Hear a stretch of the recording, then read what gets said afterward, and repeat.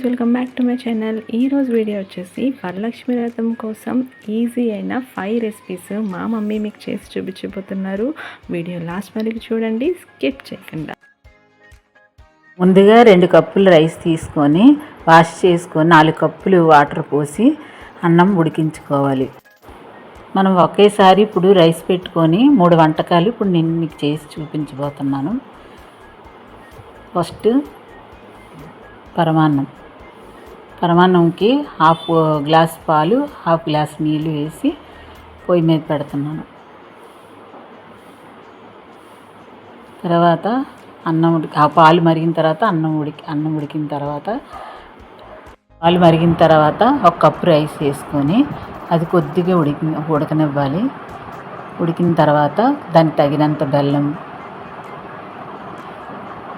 తర్వాత జీడిపప్పు, వేపించిన జీడిపప్పు, కిస్మిస్, కొంచెం యాలకులు, కొంచెం పైన స్పూన్ నెయ్యి వేస్తే అంతే, పరమాన్నం రెడీ. పలుచగా ఉన్నప్పుడే దించండి, లేకపోతే చల్లారాక చిక్కబడిపోద్ది. సెకండ్, దద్దోజనం. కడాయి పెట్టుకొని ఆయిల్ కొంచెం పోసి కొద్దిగా స్పూన్ ఆవాలు, మినప్పప్పు స్పూను, శనగపప్పు స్పూను, జీలకర్ర స్పూను, 2 పచ్చిమిరపకాయలు, 2 ఎండుమిరపకాయలు, కొంచెం దంచిన అల్లం, కరివేపాకు వేసి కొద్దిగా ఫ్రై అవ్వాలి. తర్వాత కొంచెం వేపిన జీడిపప్పు కూడా వేసుకోవచ్చు కావాలంటే. తర్వాత చిన్న చిటికెడ పసుపు, అది కొంచెం పచ్చివాసన పోయే వరకు ఉంచి 2 కప్పుల రైస్ వేసి దాన్ని కొద్దిగా బాగా ఫ్రై అవ్వనివ్వాలి. కొంచెం రైస్ అందులో ఫ్రై అయితే టేస్ట్గా ఉంటుంది. తర్వాత తగినంత ఉప్పు. రైస్ కొద్దిగా ఫ్రై అయితే దద్దోజనం టేస్ట్ వస్తుంది. తర్వాత మనం స్టవ్ ఆఫ్ చేసి ముందుగా మనము బీట్ చేసిన పెరుగుని, కొంచెం వాటర్ పోసి బీట్ చేసుకున్న పెరుగుని రైస్లో వేసి కొద్దిగా కలిపేసి దించడం, అంతే, రెడీ, దద్దోజనం రెడీ. ఇప్పుడు థర్డ్ రెసిపీ పులిహార. ముందుగా కడాయి పెట్టుకొని కొంచెం ఆయిల్ పోసి అందులో 2 స్పూన్ల ఆవాలు, 2 స్పూన్ల మినప్పప్పు, 2 స్పూన్ల శనగపప్పు, కొంచెం పల్లీలు, 2 స్పూన్ల జీలకర్ర, కొంచెం మీకు కారం తగినంత, మీరు ఎంత కారం తింటారో అంత తగినంత పచ్చిమిరపకాయలు, ఎండుమిరపకాయలు, కరివేపాకు కొంచెం ఫ్రై అవ్వనివ్వాలి. అవి ఫ్రై అయిన తర్వాత మనం ముందుగా రైస్లోని ఇది కలిపేసుకోవాలి.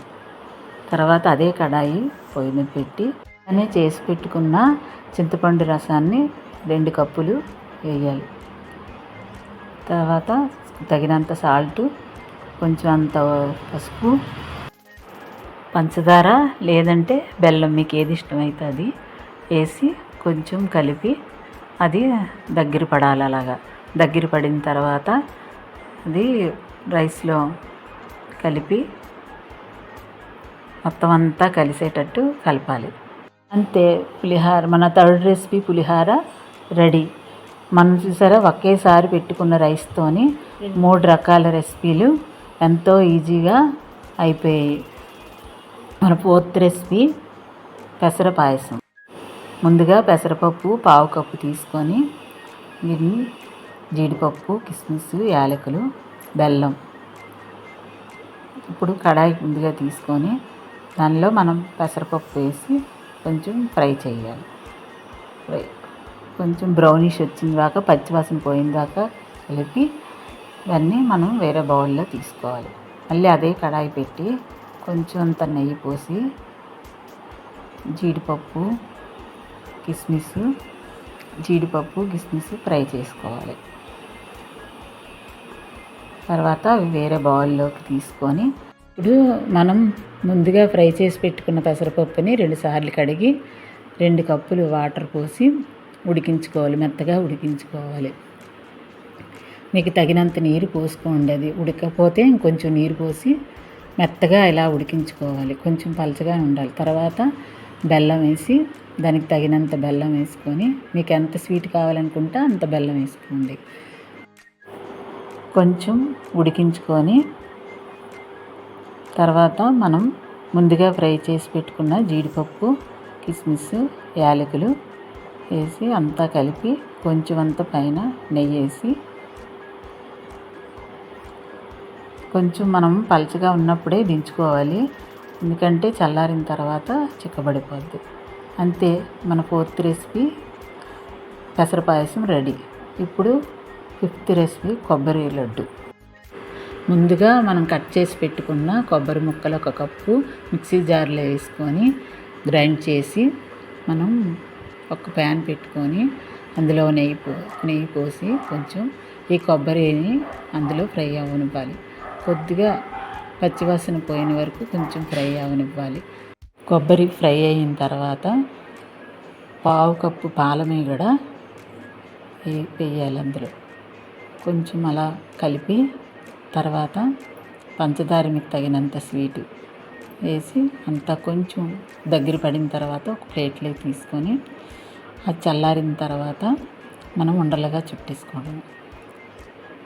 చుట్టుకొని తర్వాత బాదం, పిస్తా, జీడిపప్పు చిన్నగా కట్ చేసుకొని మనం ఆ ఉండల మీద గార్నిష్ చేసుకోవాలి. అంతే, మన 5th రెసిపీ కొబ్బరి లడ్డు రెడీ. చూసారా, మన వరలక్ష్మి వ్రతంకి ఎంతో సింపుల్గా 5 రకాల వంటలు రెడీ అయిపోయాయి. 5 రకాల వంటలు రెడీ. కొబ్బరి లడ్డు, దద్దోజనం. నేను దద్దోజనంలోని పసుపు వేసుకున్నాను. పసుపు ఇష్టం లేని వాళ్ళు, తెల్లగా కావాలనుకున్న వాళ్ళు పసుపు వేసుకోకండి. అన్నం, పులిహార, పెసర పాయసం. అమ్మవారికి ఎంతో ఇష్టమైన 5 రకాల వంటలు రెడీ. సో చూశారు కదా, ఎంత ఈజీ అయిన 5 రెసిపీస్ మా మమ్మీ మీకు ఎంత సింపుల్గా చేయాలో చూపించారు కదా. సో మీరు కూడా వరలక్ష్మి వ్రతం రోజు ఎటువంటి లేట్ అవ్వకుండా చేసేసుకోండి. మీ అందరికీ వరలక్ష్మి వ్రతం శుభాకాంక్షలు. సో వీడియో ఎంతేనండి, మళ్ళీ నెక్స్ట్ వీడియోలో కలుద్దాం. అంతవరకు like, share, subscribe my channel. Thank you for watching. Bye.